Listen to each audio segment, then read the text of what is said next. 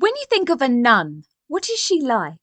Is she perfectly pious, the epitome of virtue, a woman who doesn't speak, a woman who creeps in the shadows of nunneries to make sure no attention is brought to her? Is she a joyless creature who does nothing but think of her vows? Is she a hypocrite or a demonic figure as horror movies so often portray? Let's meet a princess who took the veil. This is Mary of Woodstock, and this is her story.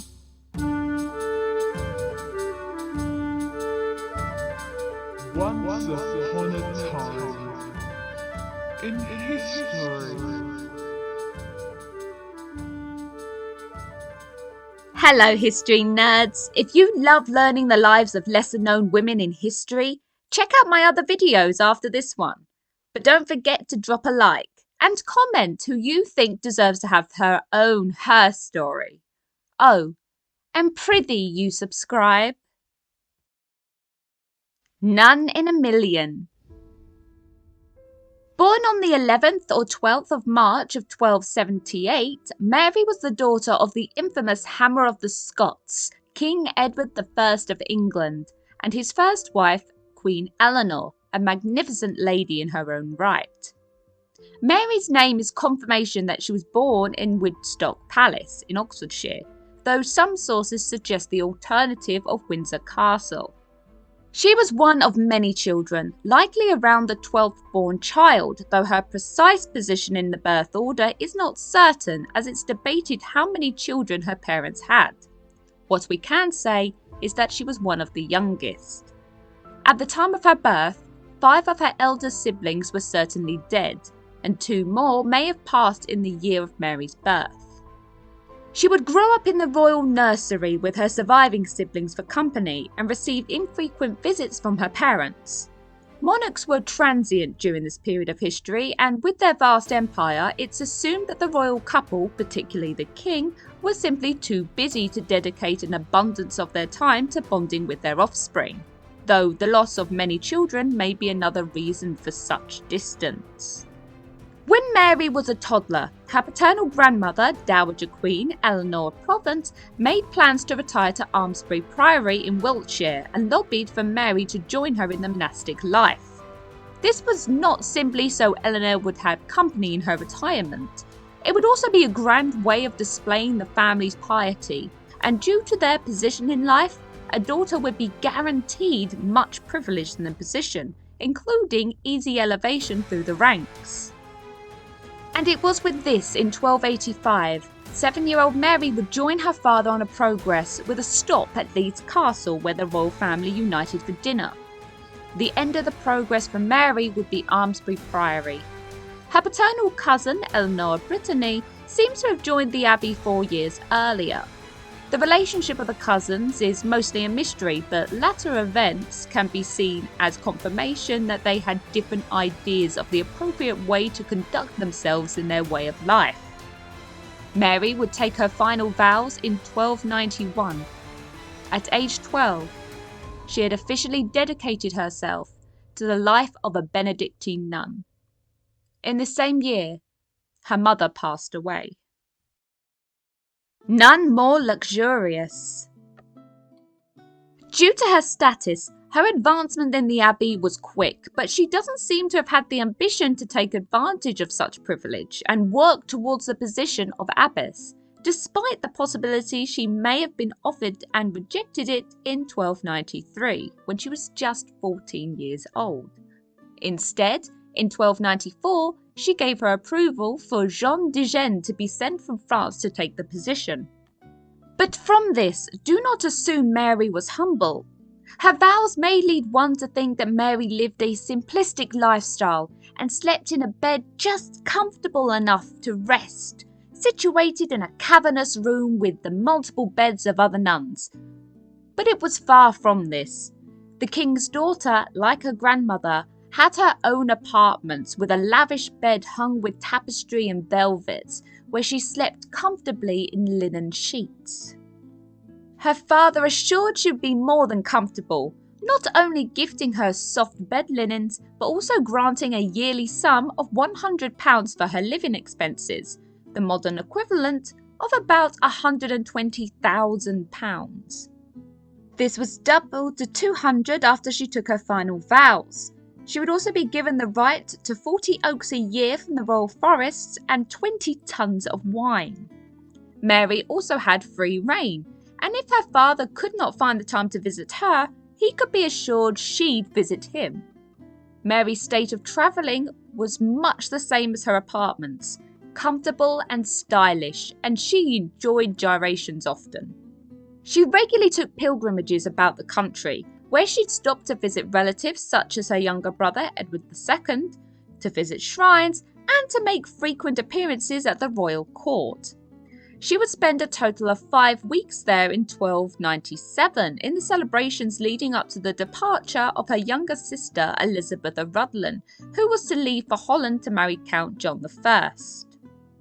During her stay, Mary may have had the unfortunates of witnessing her father's explosive temper when he and Elizabeth argued over her leaving, leading him to throw her coronet into a fire and proceed to become further enraged that he had to pay for the repairs. If Mary did witness this, it didn't discourage her from visiting. None so naughty. Perhaps some of the royal court pitied the king for his daughters. While Elizabeth had tantrums about moving and marriage, Mary was having expensive fun that in a few years would have to come from the king's purse. When Mary visited court, she clearly went with the intent of fully joining in, and one of her favourite pastimes was gambling, particularly in games of dice. Unfortunately, she was either a bad player or rather unlucky with her bets, as she often racked up nasty debts that her annual sum couldn't afford. Of course, in at least one case, the coin came from the king's coffers. In 1305, Edward I paid his daughter's debt of £200. Mary's lifestyle would gain her some unwanted attention. Her cousin, the previously mentioned Eleanor of Brittany, who at the time had moved to Fontevraud Abbey as abbess, took action, and in 1303, a papal travel prohibition was issued to Mary. Fontevraud was considered the mother abbey of Almesbury, thus Eleanor of Brittany was certainly Mary's superior. Despite this, Eleanor's pursuit came to no prevail, and the prohibition ignored as Mary continued indulging in the occasional transient lifestyle in the splendour she clearly adored. Her behaviour didn't deter her father's interest in her well-being, and he would go on to replace her annual sum of £200 with manors and the borough of Wiltshire, where her abbey was located. Her lifestyle didn't seem to have ruined her monastic opportunities either, as in 1309, Jeanne died and the position of Abbess of Almesbury was offered to Mary. She refused. We should not think that Mary completely neglected her Benedictine life. In around 1301, Mary exercised her royal status for good and showed a charitable side, assuring that the tenants of Melksham Manor maintained the legal rights to have their livestock graze in the manor's commons. Mary would have had interest in these affairs as Almesbury leased the manor. None believe this. There is one story of this naughty nun that is believed to be false. If true, it places Mary's dedication to monastic life firmly in question. John de Warenne, 7th Earl of Surrey, was in a miserable marriage with Mary's niece, Joan of Bar, and went down every route to make a convincing claim for a divorce or annulment. He claimed that prior to their marriage in 1306, he had had an affair with Mary of Woodstock. Mary was unable to dismiss this accusation as John de Warenne didn't reveal the supposed affair until after Mary had died. As de Warenne was described by one chronicler as having scarcely one redeeming quality, and his many other claims to warrant divorce, his claim is usually dismissed by historians. And then there was none. When Edward I died in 1307, his successor, Mary's younger brother Edward II, continued to financially support her. While there is much suggestion that Edward II was closest to their sister Elizabeth, There is also much suggestion that he and Mary were good friends. A letter survives of Mary inviting Edward to visit her at the Abbey. Mary also seems to have been close to her brothers Thomas and Edmund, as their properties are included in her pilgrimages. Mary had regular correspondence with her niece Elizabeth de Burgh, who referred to her aunt as Lady Maria. Mary's pilgrimages continued for the rest of her life, and she made regular visits to her brother's court. Throughout her life, nobles would dedicate their daughters to the abbey under her charge. These would include her niece Eleanor de Beaune, daughter of Elizabeth of Rutland, who was in Mary's care for just a couple of years up until her marriage. Mary lived to see 3 kings rule, plus the birth of the boy who was expected to follow them. These were her father, her brother, her nephew, and her great-nephew Edward of Woodstock. Mary's feelings towards the loss of her brother Edward and the succession of her nephew are unknown, but the state of their relationship gives us no reason to think she did less than mourn.